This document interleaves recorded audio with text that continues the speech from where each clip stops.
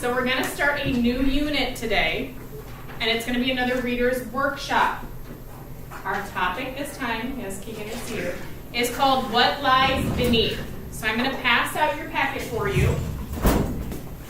And the standards that we're going to be focusing on are going to be determining the meaning of unknown words and determining the central idea and to analyze its development through the text. Specifically, what we're going to focus on is a short story. And I want to see if any of you know what this story is about or if you've ever heard of it, because it's a common one, but it doesn't mean that you've necessarily read it before. So our story is going to be Dr. Jekyll, Mr. Hyde. So what do you know about this topic? Do you know anything about it? Have you heard of the names, Keegan? No. No, you have never heard of Dr. Jekyll, Mr. Hyde. Anybody else? No one else has heard. Okay, so we don't know anything. Well, that's kind of good. So what do you want to know? Are you curious yet, or do you want me to tell you a little bit of information? It looks like some Jack Reaper stuff. It is kind of a creepy story. It's definitely a creeper story, I would say. So I'll give you a little background information. So Dr. Jekyll, Mr. Hyde is one person, but it's a man who has multiple personalities, or I would say two personalities. Split, yes. So he's a doctor, and as the story progresses, you'll start to see his separate sides, and he does an experiment where he can separate his personalities into almost separate people, where they actually look different too. So that's what we're going to be exploring and learning about today. We're also going to be learning some new vocabulary words, and we'll be doing an academic vocabulary worksheet and reviewing setting, plot, characters, things like that. Keegan. Is stuff like this really happen? Is this like a real thing? This is not a true story. I'm saying like the split thing. My uncle was. Do people have split personalities? Yeah. Definitely. So there are disorders, if you've heard of like bipolar disorder, I wouldn't say that that's necessarily a split personality disorder, but where, yeah, you could have different characteristics. Or we all, like if you have a bad day, your personality might be different if you're angry or sad versus a day that you're happy and doing fine. So yeah, this can relate to the real world. This is a fictional story, meaning that it's false. Any other questions? Nah, sure. So, wanting to know, Keegan wants to know more, and I can do research for you about disorders that could be real related to this. Hey, that's it. Anything else? Anything else that you might want to know? No? Nah. Okay. So this is going to be a 5-day unit. This is just day 1 where we're going to focus on story elements, learning our vocabulary, and then we're also going to just read 1 page of the story, and then I will have a comprehension question at the end. A few questions, like 4 questions. One will be vocab, and the other ones will be related to comprehension and analyzing the main idea. And so we'll read a little bit each day and do different activities each day. So when it comes to learning, we're going to be focusing on these 2 standards. These are the 2 standards we've been focusing on for the last couple weeks. That's part of English 1 and English 2. All right, are we ready to start? So you have your packets. So our first one is What Lies Beneath? And can I have a volunteer to read this short article? Nick. Dominic, you want to go? Giraffe man, he said. Okay, Dominic, would you rather read? Yeah. Sure. What lies beneath? It is the late 1800s. Scary events have been witnessed on the city's quiet street. A shadowy man named Mr. Hyde is involved. The strange case of Dr. Jekyll and Mr. Hyde introduced a respected doctor who has carefully guarded his secret life. Is the good doctor capable of violence or even murder? Author Robert Louis Stevenson wrote this tale after a horrid nightmare. The strange case of Dr. Jekyll and Mr. Hyde. A short novel was a bestseller when it was published in 1886. In this short story retelling, you will learn the truth about Dr. Jekyll, and you'll see what happens when the people learn to discover his terrible secret. Does everyone have a hidden dark side that lies beneath the surface, or lies beneath the words and actions we show to the world? What do we do with our hidden secret feelings, and what are the good Dr. Jekyll and the mysterious Mr. Hyde? So we learned some information just from this preview about our story. What have we learned? It's in London. It's in London, so that's our setting. We look at those story words. Who is our character? Dr. Jekyll. Dr. Jekyll. Dr. Jekyll, And and his other part is Mr. Hyde. Do we know anything else?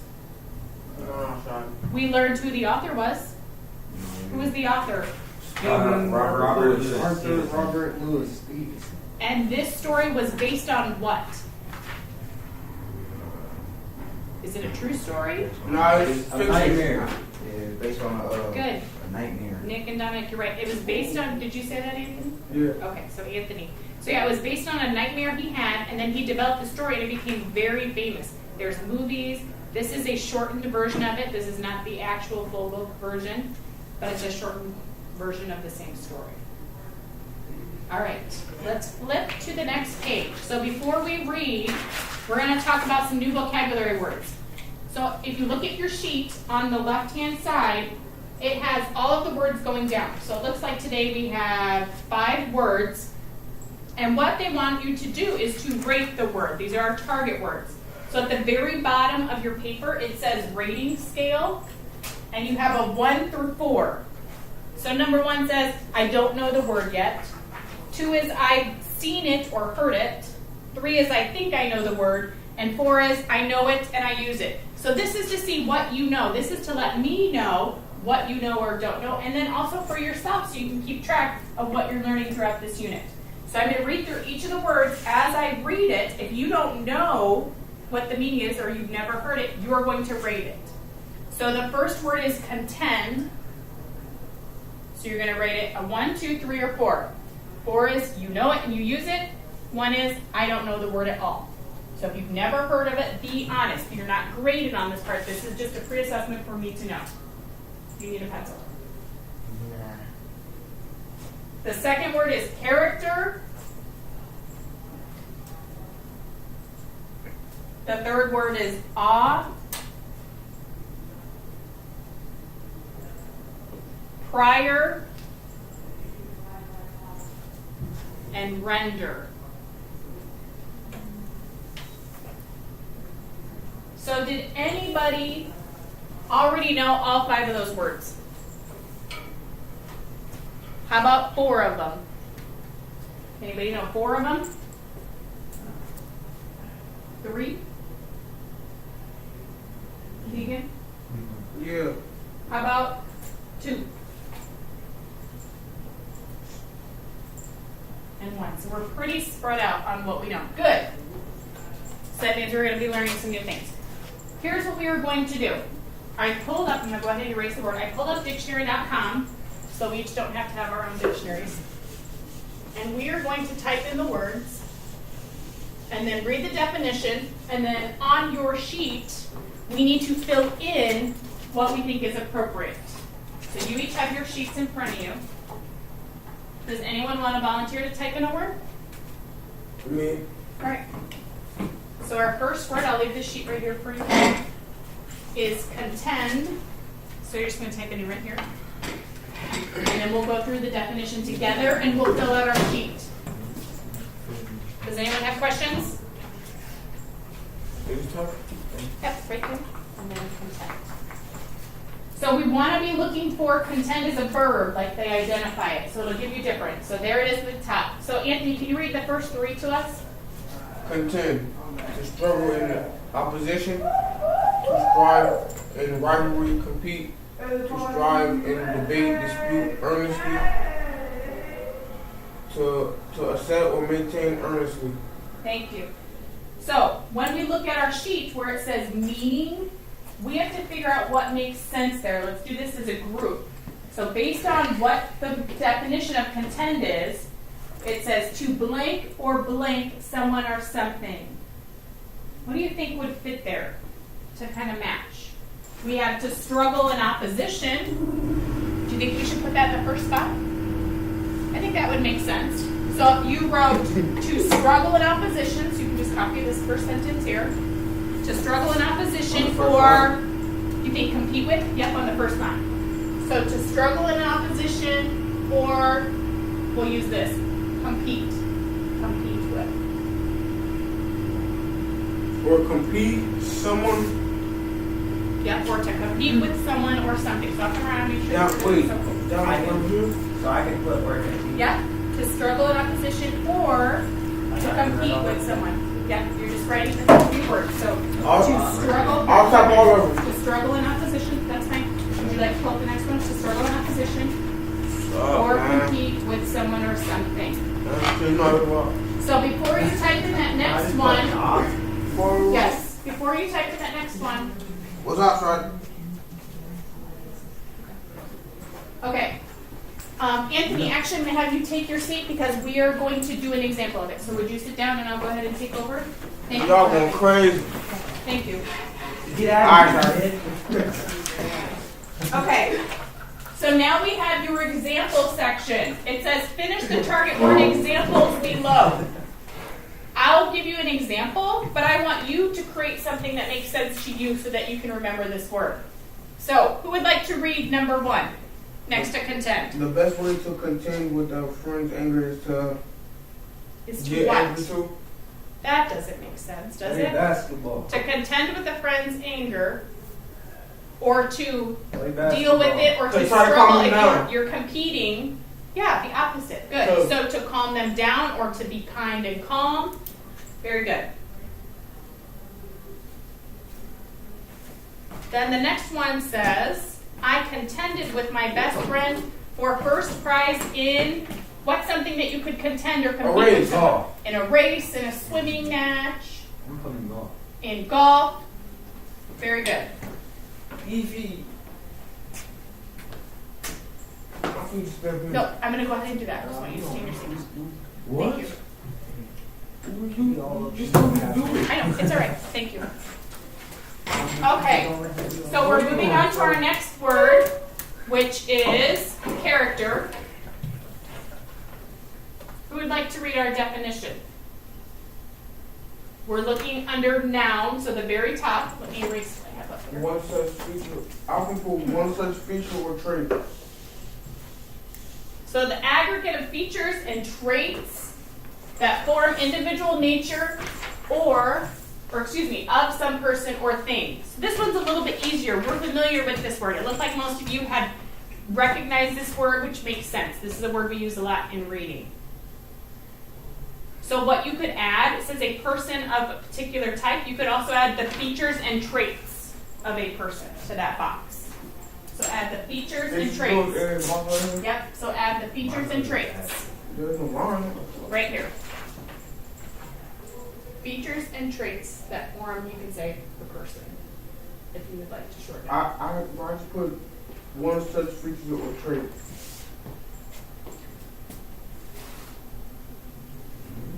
All right.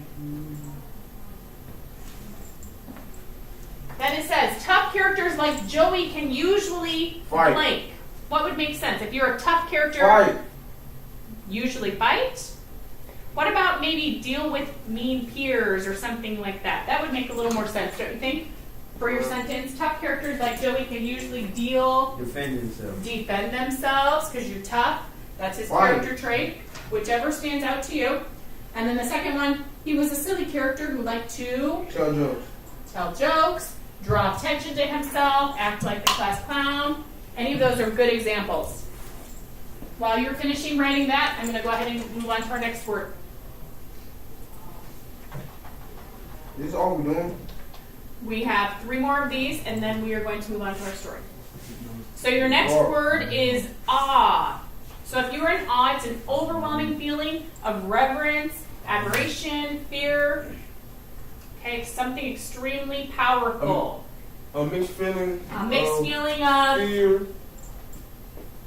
it could be fear. What about amazement and wonder? If you're in awe, something surprises you, it shocks you. Maybe it's something beautiful, maybe it's something scary, maybe it's something Amazement or spiritual. what? surprised with an R. Yes, you will. Amazement or What's what? your question? Oh, right. Super. S-U-R. Yeah, that's E-R-I-S. Yep. Nice job. So we have a mixed feeling of amazement and wonder. I'm in awe of my friend's ability to swim. Maybe it's sing really well. Maybe it's compete doing something. The next example is looking at the blank makes me feel awe. So what makes you feel awe? Maybe it's looking at the sky. Maybe it's looking at a rainbow. Looking at ourselves be sleeping. Anthony, whatever stands out to you that's appropriate. So go ahead and fill in what all That's means not to you cells, in never your seen section. So can I put cells? That's fine if that's what makes you feel off. Your next word is prior, which is an adjective, so it's describing something. So when we're using this word in the story, they're meaning preceding in time or in order. Earlier or former meaning previous. So it's happening before. Let's look at the example and fill it in. It says, blank from where I sat on my prior visit to the movie theater. What could you put there to make it make more sense? Prior? What's the definition? What about this was far from where I sat on my prior What's the visit to definition the of movie it? theater? It has a definition, right? Oh. Earlier or happening So- before. How can we put So stuff I would up put- here? You don't have to put anything in that box. No. I'm not on this one. Now you just have to fill where the blank What do is. I put? So the next one we're going to put, this was far from where I sat, or farther from where I sat on my prior visit to the movie theater.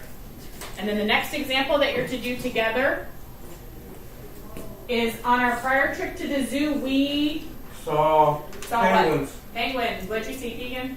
A Ryan. A rhino. Our last word is Wait, what was the first one on prior?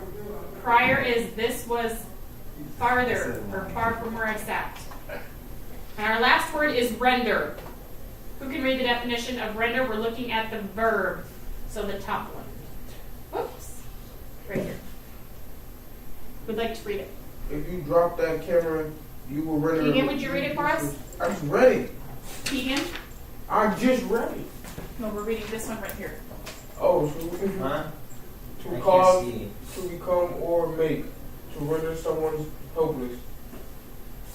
To do, to perform, Oh, the whole or thing. to furnish or to provide. Yep, that's all right.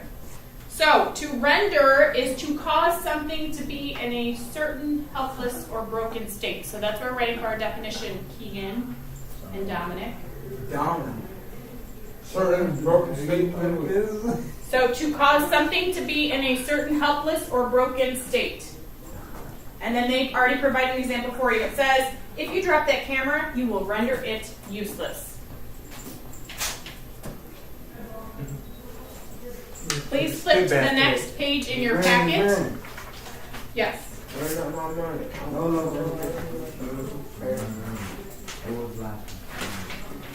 Now we're going to review our story elements, and as we're reading, Anthony, as we are reading this story, we're going to be thinking about these words and what they mean. Evie. Shawty, chill out. All right, so you're on page 62. It says story elements at the top. So flip to the next page, thank you, Nick. So who would like to read out loud for us? These are different parts of a story. These are familiar. This is review for you. But these are things we're going to be talking about as we go along.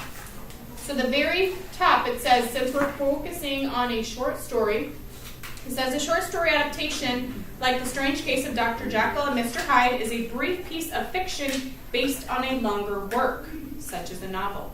To understand a short story, pay attention to the 4 elements. So, our first element, who would like to read? Setting is one when the story takes place. The Strange Case of Dr. Jekyll and Mr. Hyde takes place over a span of several months in London, England, in the late 1800s. Very good. And we already identified that setting when we read that first section on what lies beneath. But we didn't know that it takes place over the span of several months. We did know that it was in London. How about characters? Keegan. Dr. Henry Jekyll, Mr. Utterson, Mr. Edward Michael. So those are the characters. Or Hyde. And the characters are the people in a story. The main characters are the most important. So our main characters are who Keegan just talked about. Dr. Henry Jekyll, he's a respected doctor and a scientist. Mr. Utterson is a lawyer and a friend of Dr. Jekyll's. And then Mr. Edward Hyde is a mysterious, rough-acting figure seen on the streets of London. But we know that Dr. Jekyll and Mr. Hyde are really the same person, but we won't find that out until the end of the story. How about the plot? What is a plot? It's the plot. Put it in a plot. That's what I do. What would a plot be? If I said, tell me the plot of, yeah, the plan or the series of events that happen in a story. So much easier to get rid of crime back in I think so. So the plot contains a problem that the main character tries to solve. In the strange case of Dr. Jekyll and Mr. Hyde, the main character is the respectable Dr. Jekyll. His problem is clear. His life is being destroyed by the mysterious Dr. Hyde. And our last review word for story elements is theme. Would anybody like to read that? Okay.